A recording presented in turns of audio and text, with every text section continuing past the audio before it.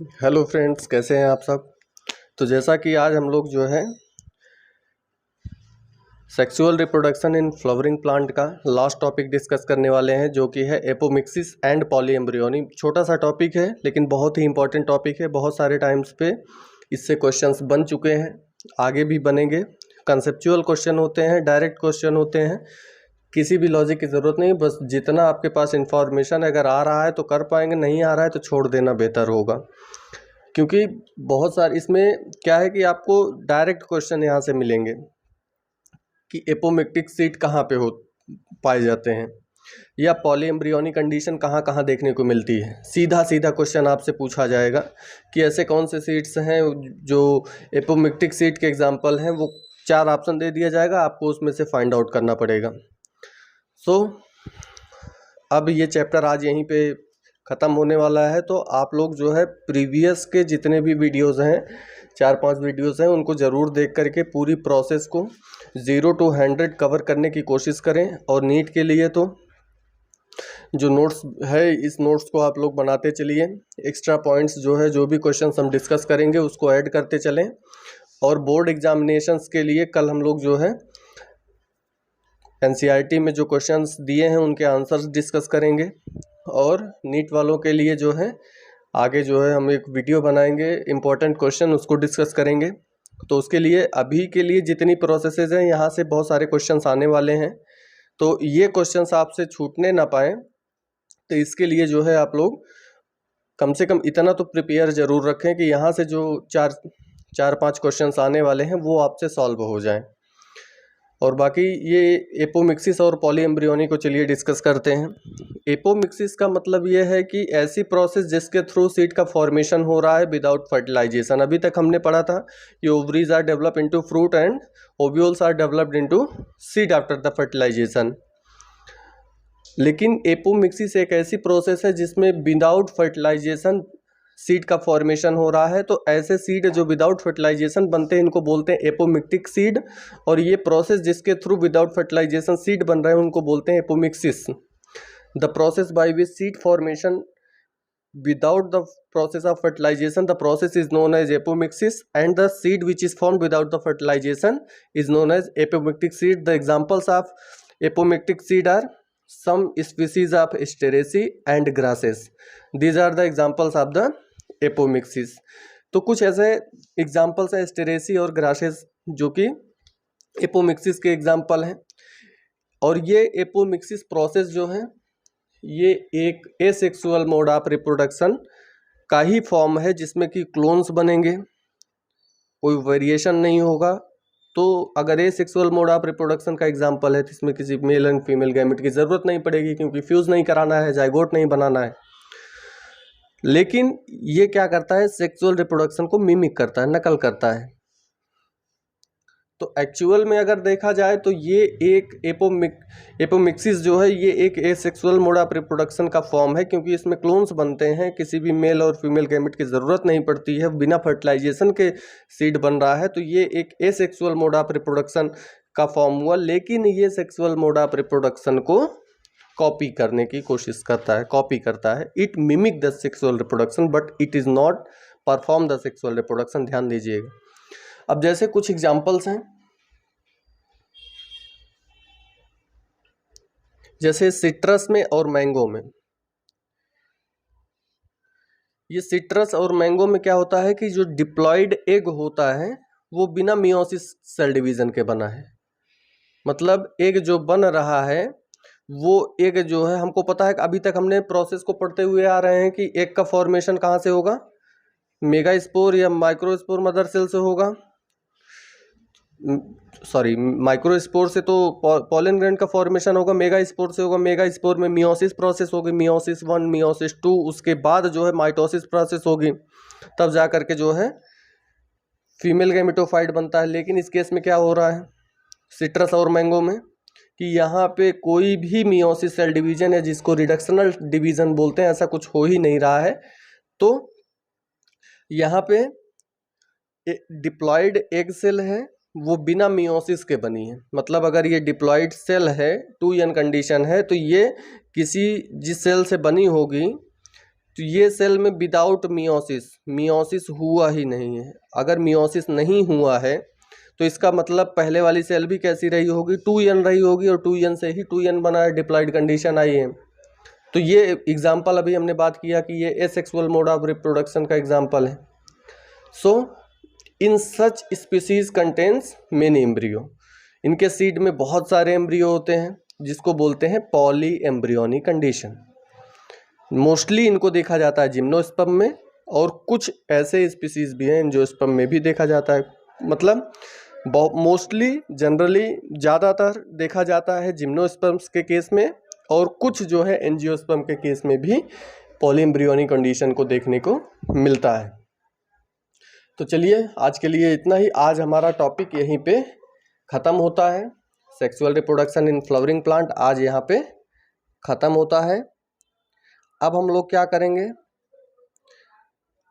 अब एक बार हमको पढ़ना कैसे है अपने नीट के लिए, अपने बोर्ड एग्जामिनेशन के लिए, 1 मिनट में वो भी डिस्कस कर लेते हैं।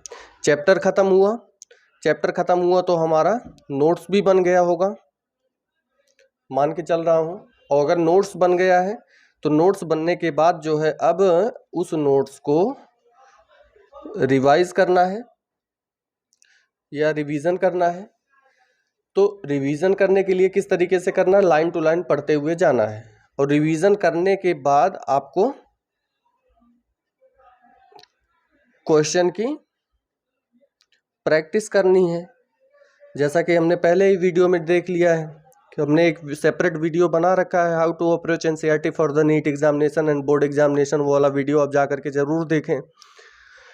और क्वेश्चंस की प्रैक्टिस करेंगे।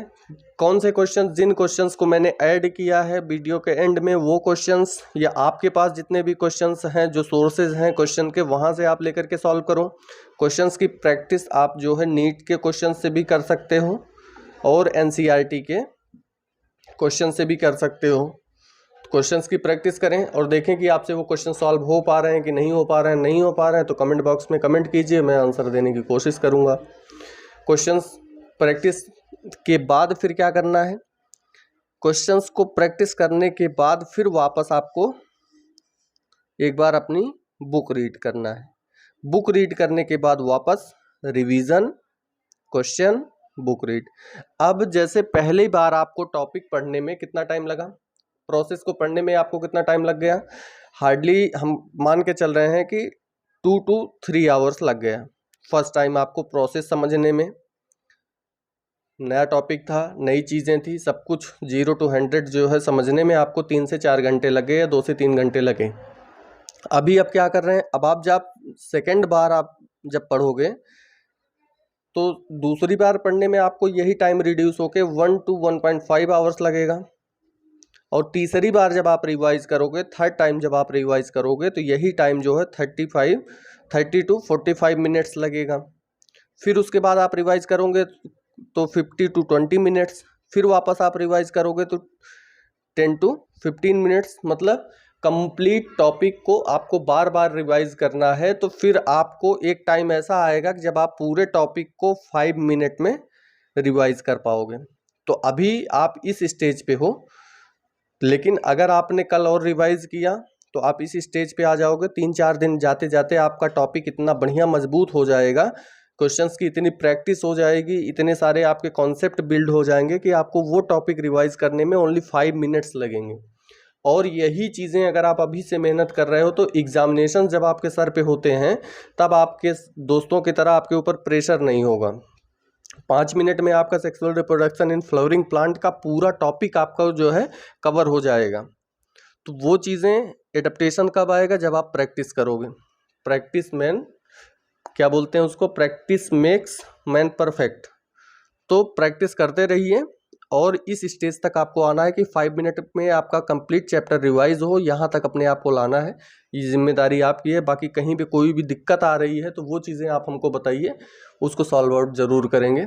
और बाकी शेयर करिए चैनल को जो है, और भी फ्रेंड्स को शेयर करिए ताकि वो सब्सक्राइब करें, और भी आपके लिए वीडियोस जो है मैं बनाता रहूँगा। आज के लिए एक क्वेश्चन है, आज के लिए इंटेलिजेंट पीपल जो इंटेलिजेंट बच्चे हैं हमारे, उनके लिए एक क्वेश्चन है। और क्वेश्चन ये है कि हमने एक प्रोसेस डिस्कस किया था कि जब हमने कार्पेल, पिस्टिल या गाइनोसियम डिस्कस कर रहे थे तो उस टाइम पे हमने एक प्रोसेस को जो है डिस्कस किया था कि अगर कार्पेल या पिस्टिल, कार्पेल, पिस्टिल या गाइनोसियम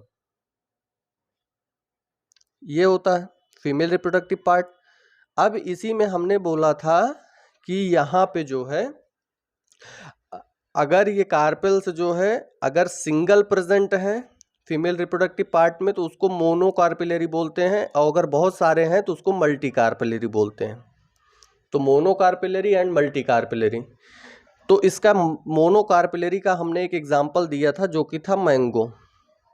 मतलब मैंगो में क्या है कि सिंगल कार्पिलरी प्रेजेंट है, सिंगल कार्पेल प्रेजेंट है। और दूसरी चीज हमने क्या बोला था कि यही जो है जो कार्पेल होते हैं या तो ये जो है फ्री होंगे या तो ये फ्यूज्ड होंगे, फ्यूज्ड मोर देन वन। एक से ज्यादा में अगर फ्यूज हुए तो उनको बोलते थे सिनकार्पस, अगर फ्री हैं तो उनको बोलते थे एपोकार्पस।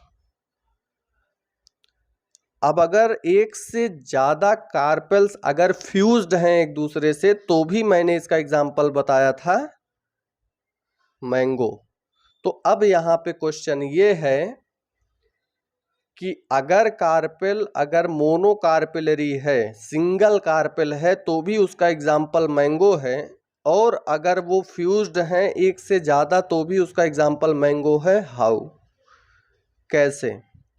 एनसीईआरटी में एग्जाम्पल दिया हुआ है, पढ़ सकते हैं, देख सकते हैं किस तरीके से हमने जो है मैंगो को सिनकार्पस में भी रखा हुआ है। सिनकार्पस का मतलब ये होता है कि जहाँ पे बहुत सारे एक से ज़्यादा जो है कार्पेल्स एक दूसरे से फ्यूज्ड हों तो उस कंडीशन को बोलते हैं सिनकार्पस।